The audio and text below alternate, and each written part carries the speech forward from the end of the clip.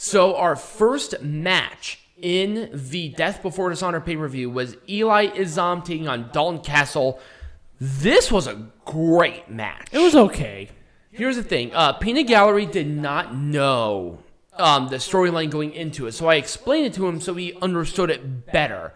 I think these two have awesome chemistry. They have great chemistry, but it's very classic sort of... I did that, but that's fine though. There's nothing wrong with a good classic, and there's no titles on the line. That's the thing. This was just a match, and Eli Isom, even though he lost, he did lose. Right. He did not look bad. No. This guy is the future of this company. Oh yeah. And Dalton Castle, I think, really needed this win more than anything. Yeah. It was a bangerang. He looked great. Eli looked awesome. This was and also the crowd was super into this match, which really helped the energy. It was a fine opener. I thought it was a great opener. I didn't think it was paced too fast, but also it wasn't too slow for the crowd. Good story into it. Will you stop playing around with shit? No. It was just really good. I love this match. I mean, this by far, at least as of right now, was the best match on the show. This is the second match. This was the first match of the main card. It is not only the best, but is also the worst match of the card. Well, the Honor Rumble was the worst match at this point. Let's just be honest. The Honor Rumble is the worst match of the entire card. Well, that's a lie. There are other matches that were really bad. We'll talk about that here. All right, Peanut Gallery, let's make this shit Majestic again. We're starting with the Honor Rumble. Number 1, just immediately right off the bat, Brian Zane should not be on commentary. 0% of that is interesting. Also, the GM of Ring of Honor Television should be fired, and so should the head booker, because they're terrible. This match was awful. It was whatever. I mean, at least it was on Oh the my pre-show. God, I can give you a million things that happened that was so poorly booked. Also, who's producing this shit? Mick! I couldn't have booked this one better. 0. I would have done No. This was like one of the highlights of my night. This was the best match of the night. I have to agree with you. Which was utterly terrible. Not this match, but like the night in general was just terrible. You didn't like this show? I like the show. I did not. It was worse than their last show was. Jesus. Yeah. Okay, here's the thing. I wish it was one fall to a finish. Fuck, what the hell? Okay, I will say in their defense, this Fatal 4-Way elimination thing is a standard in Death Before Dishonor. Here's what the way that EC3 eliminated himself was terrible. Yes. The other 3 participants were okay, but the last 2 were amazing. Yes. Again, it should have been a one-on-one match. If you really wanted the one-on-one match fetish to happen, then make it happen. Jesus Christ. Here's what I really like about this, and I will say this in their defense. They set up 2 really great matches and a lot of great time to build these matches for Final Battle. So why didn't they do it for this one and have the Fatal 4-Way at Final Battle? That's a really good point. I feel like that would have been a little bit better. Had like a double count out thing for Demonic Flamita and EC3. Fuck you, and then have some bullshit thing here with Brody King or whatever. I personally liked the match. I did. Fuck you, Delirious. My God. I couldn't have booked this better.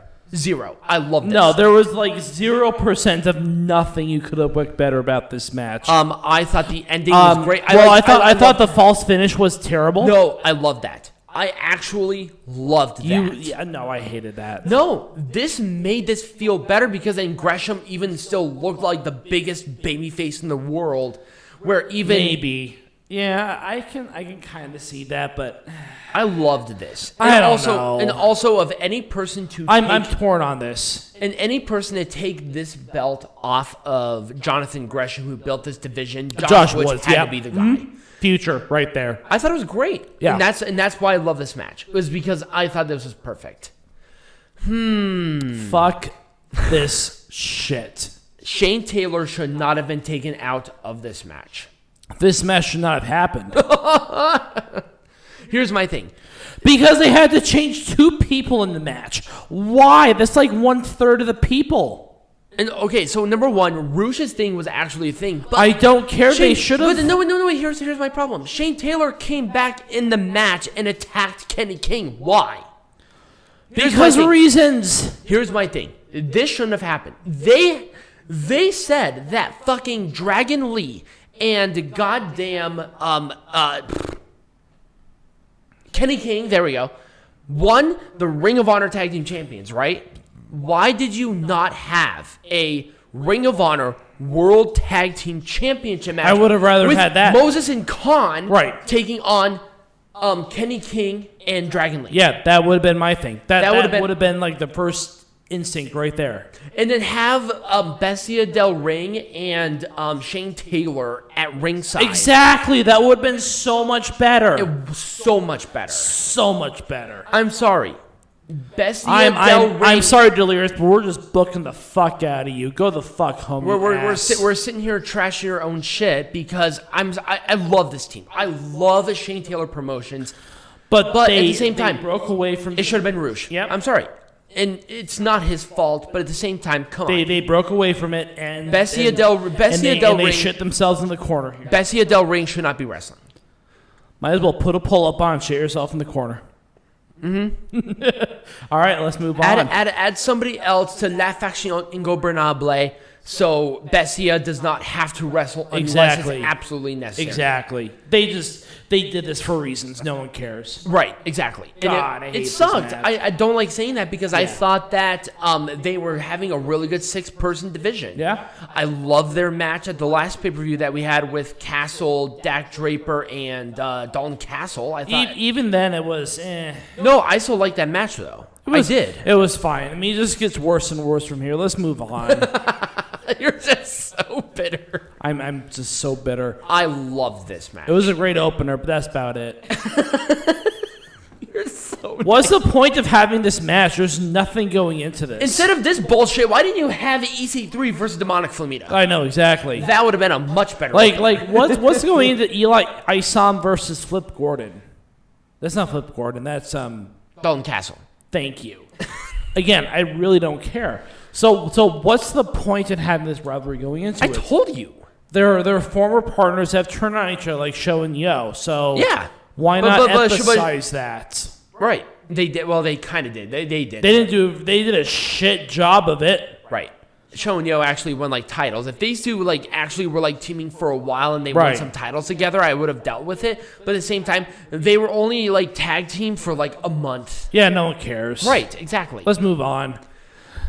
Oh, this should have been so much better. So number one, these teams, they're already established. Why are they facing each other? Because nobody cares. Let's face like teams that are just in. How about let's face like Violence Unlimited and give them a big win or something. Or PCO and Danhausen or something like that. PCO and Steve or whatever the hell fucking No. Brian's It's PCO and Danhausen. Sledge is a part of that team too. No one cares about It's a Sledge. 6-person. No one cares about Steve. It's all about PCO because the chemistry between PCO and Danhausen was very apparent. Right. Within that match, and I loved it. Right, you needed a cohesive team. You needed something fresh. And here's the thing: we're not shitting on either of these teams, but they're already established. What are you doing? Nobody cares about OGK or the Briscoes as a tag team. Nobody cares. Or against each other. Let's have OGK facing a new team. Let's have OGK versus Danhausen and PCO. Right, or the Briscoes versus the same, or the Briscoes versus, whatever. And right, exactly. The Briscoes versus Violence Unlimited or whatever. Right. Or Shane Taylor. I mean, there's so many teams. Right. But fuck, man, come on. Why? They did not build this correctly. No. There was no build to this. Oh, Nobody my God. Cared. Thanks, Delirious. Right. Fucking asshole. Nobody cared. Nobody cared. Okay, hold on. Okay, so they built this as a 2 recent releases that face each other.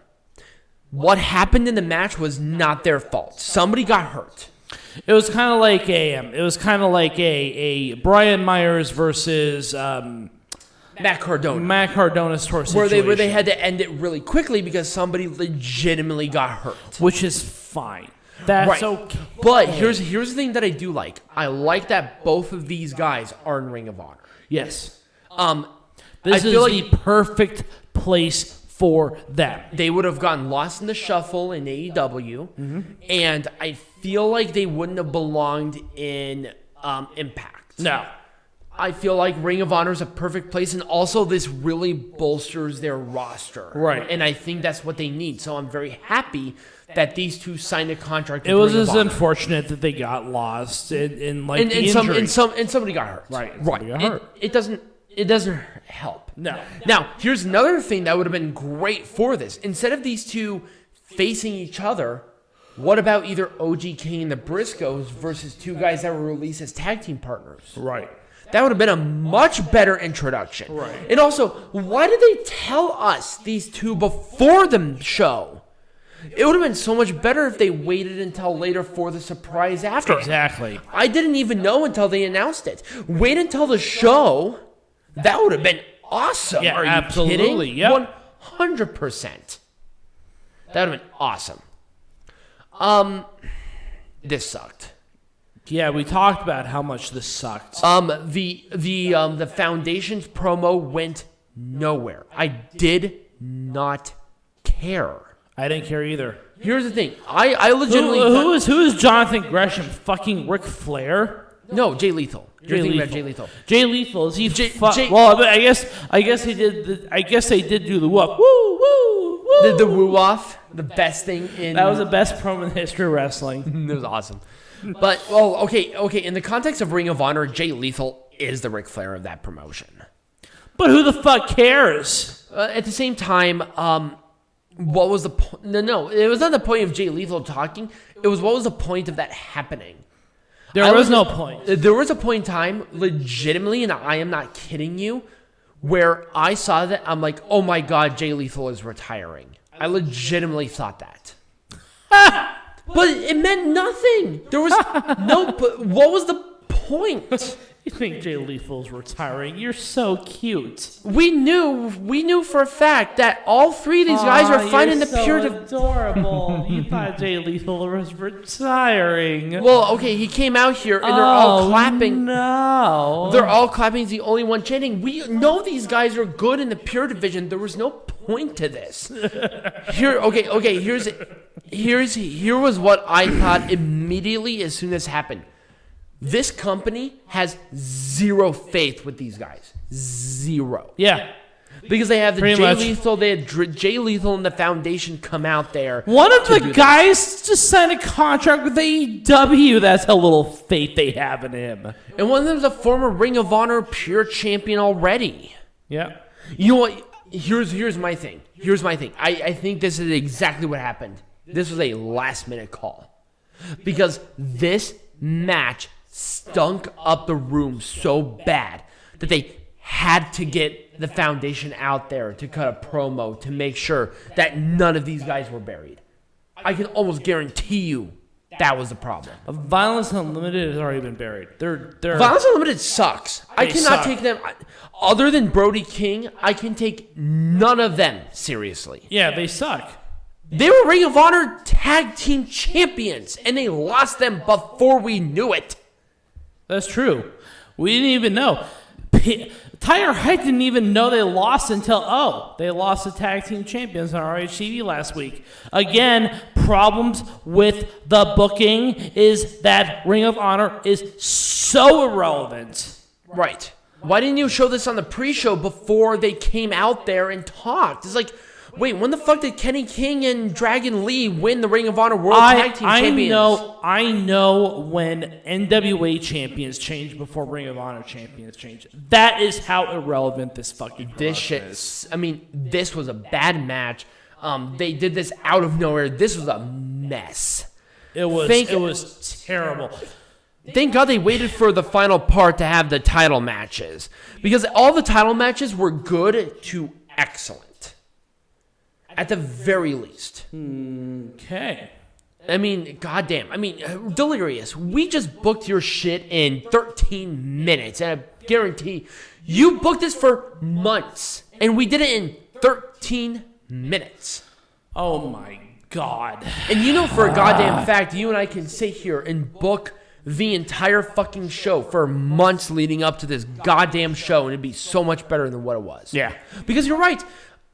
To be honest with you, I totally forgot that Homicide and Chris Dickinson were the Ring of Honor World Tag Team Champions until you just mentioned that. Yeah. No idea. Zero. That's how bad that was. Yeah. It was just terrible.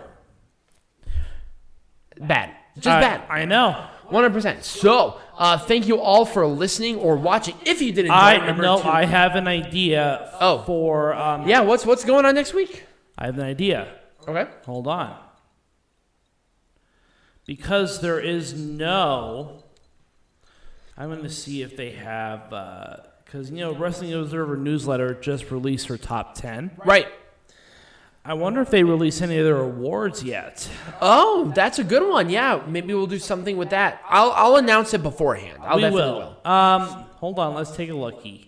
Let's take a lookie. Well, while you're doing that, they have not released 2021 awards. Not yet. They're getting close. I can almost tell. Yeah. So, next week, either it's going to be the award ceremony thing for them, and we'll talk about that in length, or I had an idea about going through what makes a great wrestling show. Ooh, that might be interesting too. So we have two really good ones. I'll announce it beforehand. So if you did enjoy this video, or if you're listening to this, remember to like this video or the podcast, subscribe wherever you are, and share it with your friends on all of your social medias. Follow us on ours with the link trees down below, and let us know what you think of Death Before Dishonor. Did you like it? Did you not? I want to hear from you in the comments down below, and as always, be majestic.